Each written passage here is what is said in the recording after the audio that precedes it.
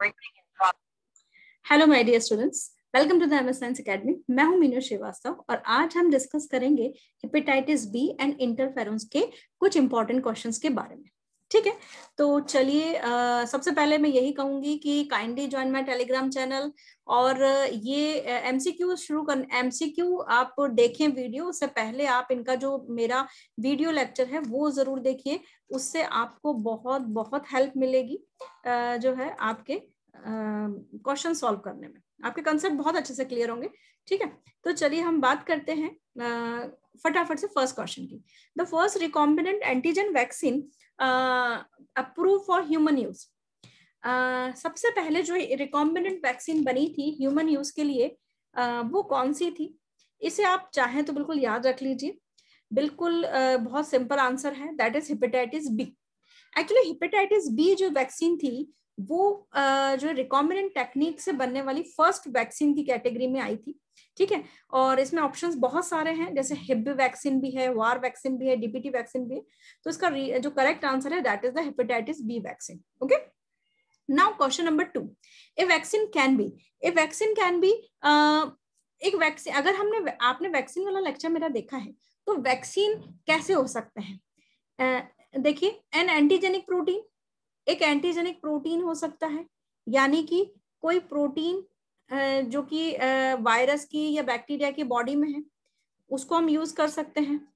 ए weekend pathogen, यानी जो B option है उसे भी हम एज एंटी वैक्सीन यूज कर सकते हैं, यानी कि ये जो हमारा जो वायरस है या बैक्टीरिया है उसको हम नॉन पैथोजेनिक या वीकेंड फॉर्म में जो है उसे हम अपनी बॉडी में डालेंगे तो भी वो जो है एक वैक्सीन का काम कर सकता है, फॉर्मुलेशन बना सकते हैं उससे हम। लाइव एटेन्यूएटेड पैथोजन, यानी कि जो वैक्सीन है उसको हम लाइव वैक्सीन के फॉर्म में, यानी कि उस जो बैक्टीरिया या वायरस है या जो माइक्रो ऑर्गेनिज्म है उसको लाइव और एटीन्यूटेड, मतलब उसकी जो फॉर्म है उसको चेंज करके हम उसे यूज कर सकते हैं। तो वैक्सीन तीनों ही तरीके से बनाया जा सकता है।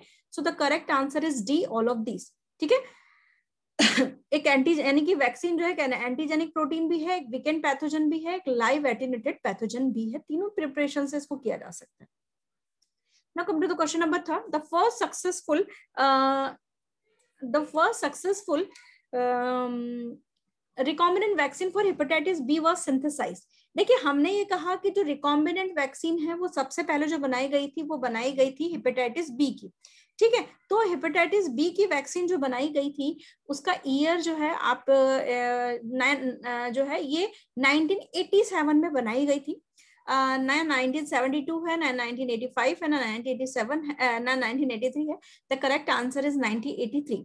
तो हेपेटाइटिस बी के बारे में आप ये दो चीजें याद रखें कि फर्स्ट सिंथेटिक रिकॉम्बिनेंट वैक्सीन का जो क्रेडिट है वो हेपेटाइटिस बी को जाता है, एंड दूसरा ये जो बनाई गई थी ये 1987 में बनाई गई थी।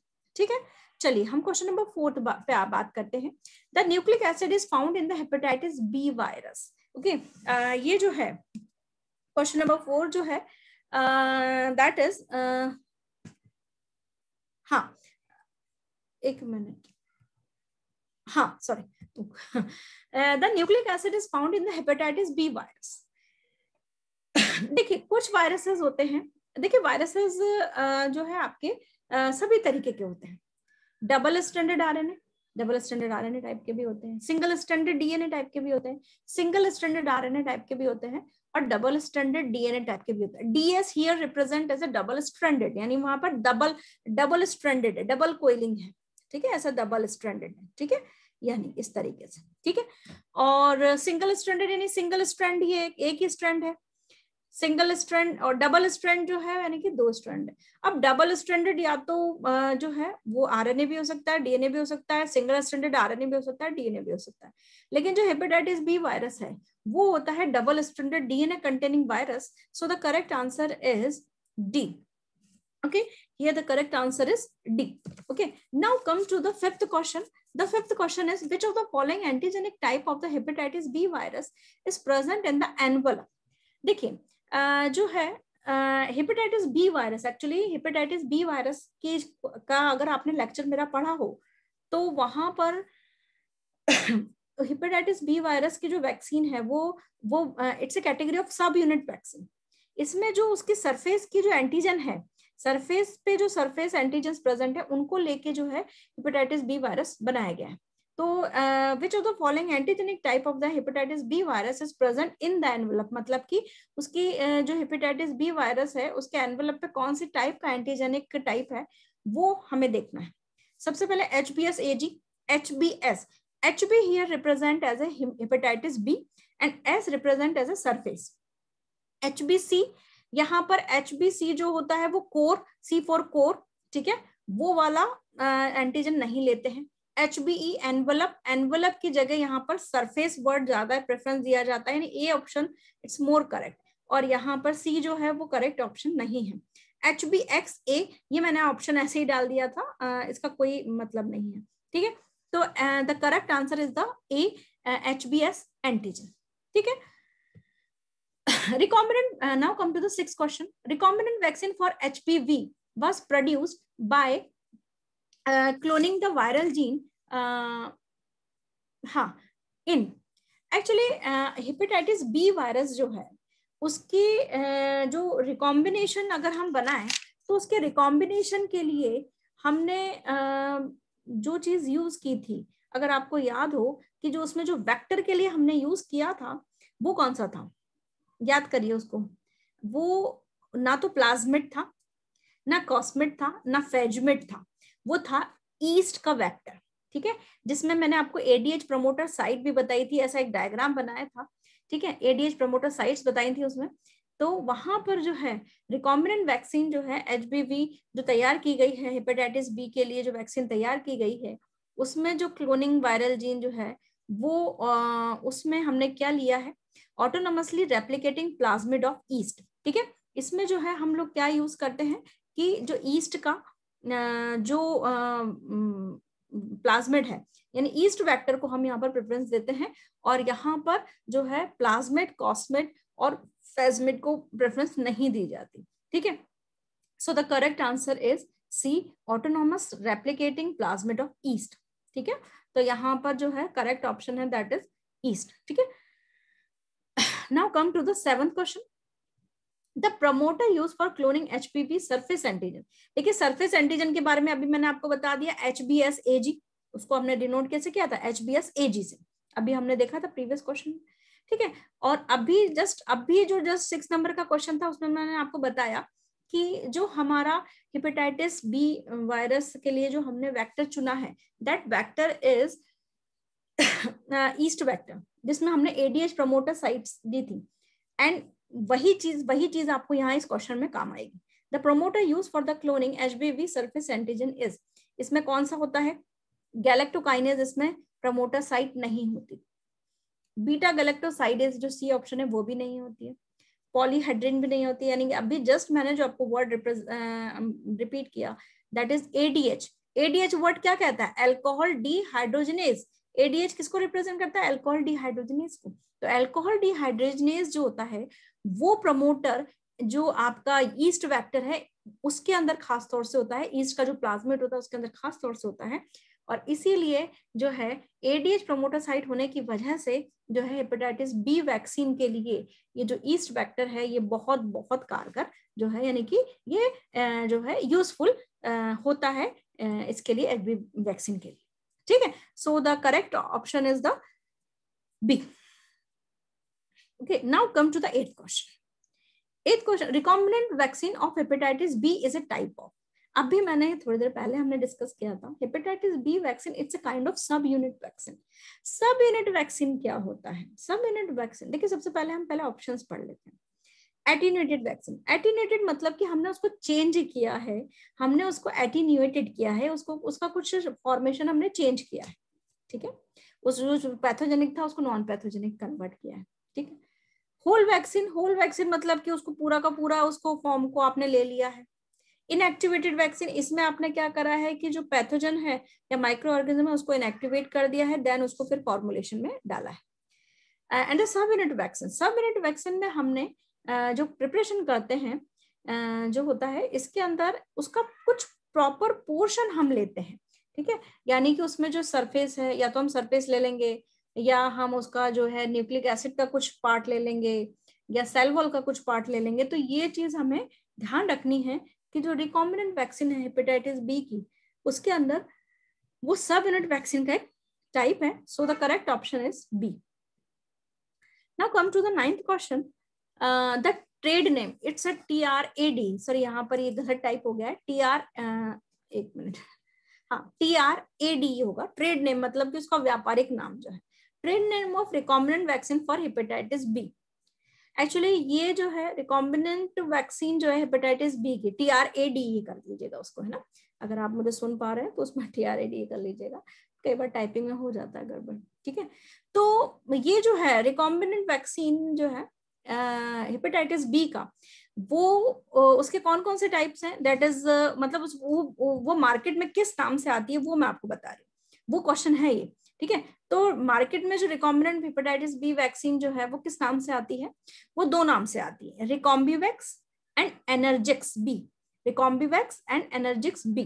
ठीक है, ये अगर मैंने आपको लेक्चर के ड्यूरेशन में नहीं बताया तो मैं अभी आपको याद करवा रही हूँ कि जो ट्रेड नेम है रिकॉम्बिनेंट वैक्सीन का हेपेटाइटिस बी का, वो है आपका रिकॉम्बिवैक्स और एनर्जीबिक्स. सो यहाँ पर जो सी ऑप्शन है जिसमें ए और बी दोनों दे रखा है, वो आपका करेक्ट ऑप्शन है कि रिकॉम्बिवैक्स और एनर्जिक्स बी के नाम से जो है हेपेटाइटिस बी जो होती है मार्केट में आती है. ठीक है, now come to the next question.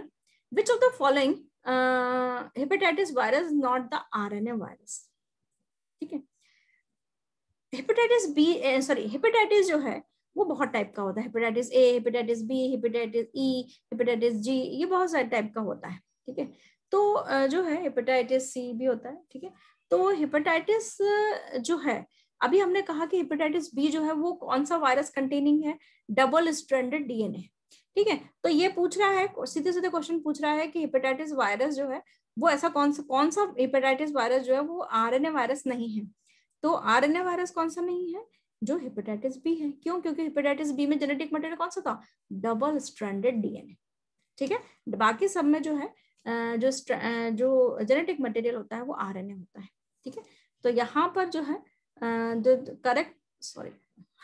जो करेक्ट ऑप्शन है that is hepatitis B virus, क्योंकि हेपेटाइटिस बी वायरस में जेनेटिक मटेरियल होता है as a double stranded form में, डबल स्ट्रैंडेड DNA फॉर्म. ठीक है, इसको याद रखिएगा. Now come to the 11th question. Interferons are. Interferons के बारे में अगर आपने मेरा लेक्चर पढ़ा हो तो इंटरफेरॉन्स जो होते हैं वो एंटीवायरल सब्सटेंस होते हैं. जब हमारे सेल के ऊपर वायरस का अटैक हो जाता है तो वो पास वाली यानी अपनी पड़ोसी सेल को एक मैसेज कन्वे करना चाहती है कि भाई बहना, मेरे ऊपर तो वायरस का अटैक हो चुका है और मैं जो है वायरस के अटैक पे हूं और तुम तैयारी कर लो. ठीक है, तो वो एक मैसेज कन्वे करने का जो तरीका है, यानी कि वो सेल को कन्वे कर रही है और अपने अंदर जो एंटी वायरल चीजों को डेवलप कर रही है, these are known as the interferons. Okay, तो इंटरफेरॉन्स जो है ना तो एंटीबैक्टीरियल प्रोटीन्स है ना बैक्टीरियोस्टेटिक प्रोटीन्स है. तो बेसिकली है क्या, these are the antiviral proteins जो कि मैसेज कन्वे करने के लिए, इसके अलावा जो है वायरल अटैक से रोकने के लिए सेल्स जो होती हैं वो बनाती हैं. अपना एक प्रोटेक्शन, खुद का प्रोटेक्शन भी है और पास वाले सेल्स को भी कैसे प्रोटेक्ट किया जाए वो भी एक तरीका है. ठीक है, तो the answer is B, that is Recombivax. Now come to the next question. How many classes of the interferons are found in human? देखिए, ह्यूमन बींग्स के अंदर 3 तरीके के इंटरफेरॉन्स होते हैं. ये इंटरफेरॉन्स के वीडियो लेक्चर में मैंने बताया है. ठीक है, इंटरफेरॉन्स के अंदर जो है यहाँ पर हमारी बॉडी में ह्यूमंस के अंदर खासतौर से 3 तरीके के इंटरफेरॉन्स बनते हैं. Interferons alpha, interferons beta and interferons gamma. ठीक है, तो यहाँ पर जो क्लासेस हैं वो ना 1 क्लास है, ना 2 क्लास है, ना 4 क्लास है. The classes is 3: interference alpha, interference beta, interference gamma. ठीक है, सो द आंसर इज 3. मैंने यहाँ पे क्लियरली लिखा है आंसर में, दे आर अल्फा जो कि ल्यूकोसाइट्स होते हैं. ठीक है, मेनली, एंड बीटा जो कि फाइब्रोब्लास्ट होते हैं, और गामा जो कि इम्यून सिस्टम. ठीक है, जो कि मेनली इम्यून सिस्टम से रिलेटेड होते हैं. ठीक है, अब यहाँ पर जो है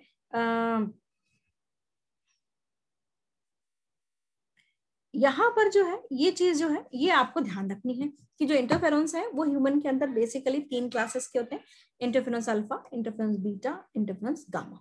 अल्फा जो होते हैं वो ल्यूकोसाइट रिलेटेड होते हैं, यानी ल्यूकोसाइट रिएक्शंस को कंट्रोल करते हैं, और जो बीटा है वो फाइब्रोब्लास्ट की रिएक्शंस को कंट्रोल करते हैं, एंड गामा जो होते हैं वो इम्यून रिस्पॉन्स से रिलेटेड होते हैं।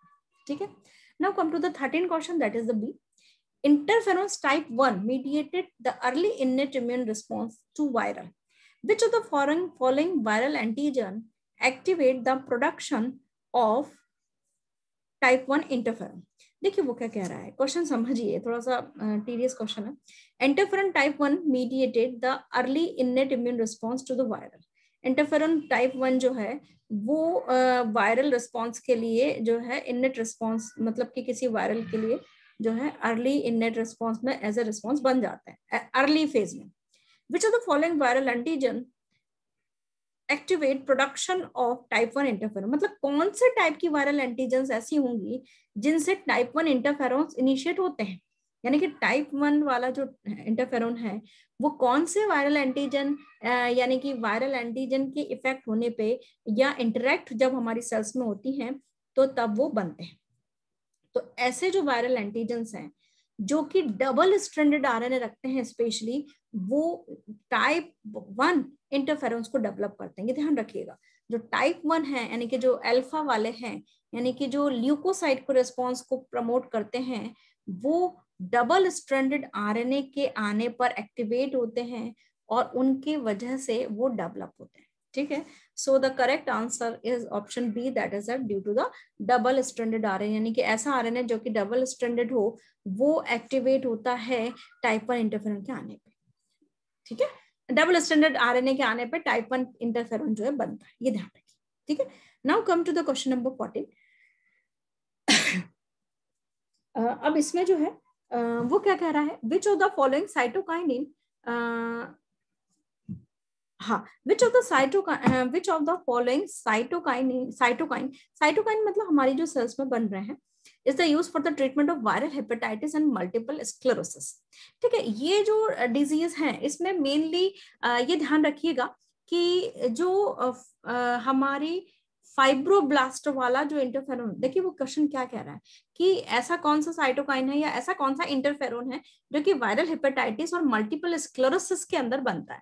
तो एक्चुअली ये फाइब्रोब्लास्ट वायरल हेपेटाइटिस के अंदर क्या होता है, हमारी लीवर सेल्स जो होती हैं वो फाइबर फॉर्म में कन्वर्ट होने लगती हैं. तो ये जनरली जो होते हैं जो इंटरफेरॉन्स बीटा जो होते हैं खासतौर से जो कि फाइब्रोब्लास्ट एसोसिएटेड होते हैं, वो जो है वायरल हेपेटाइटिस और मल्टीपल स्क्लेरोसिस के लिए कारगर होते हैं. क्यों? क्योंकि वो फाइब्रोब्लास्ट एसोसिएटेड है. आपके बीटा वाले अल्फा बीटा, हमने इंटरफेरॉन के 3 टाइप पढ़े, अल्फा बीटा गामा.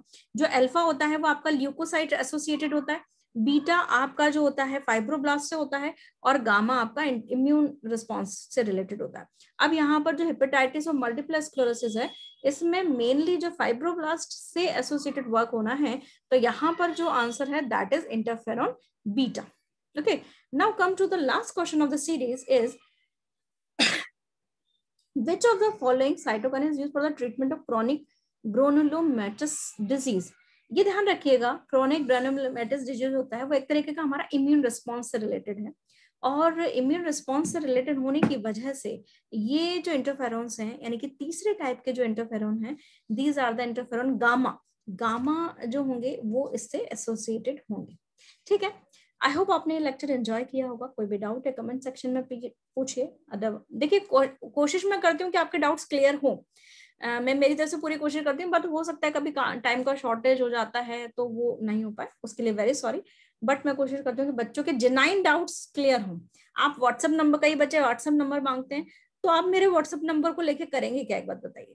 आपको जो भी क्वेरी आप ऑप्शन में पूछिए, कमेंट सेक्शन में पूछिए, और मेरा मेल एड्रेस है ही चैनल के होम पेज पे, तो आप उस पर भी क्वेरी कर सकते हैं. ठीक है, सो